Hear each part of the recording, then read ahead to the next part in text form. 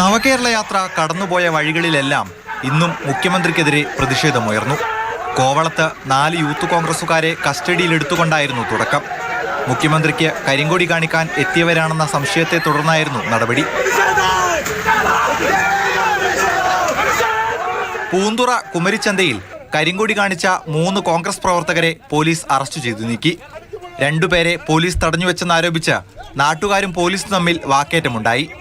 കൂടുതൽ നാട്ടുകാർ സംഘടിച്ചതോടെ പോലീസ് പിൻവാങ്ങി.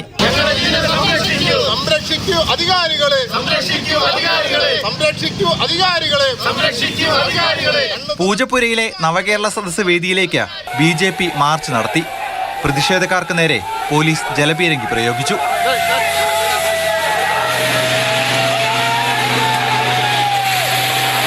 ശ്രീകാര്യത്ത് യുവമോർച്ച പ്രവർത്തകരുടെ പ്രതിഷേധം സംഘർഷത്തിൽ കലാശിച്ചു.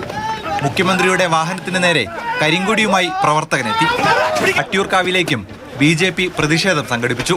എന്നാൽ മണ്ണർക്കോണത്ത് വെച്ച് പ്രവർത്തകരെ പോലീസ് അറസ്റ്റ് ചെയ്തു.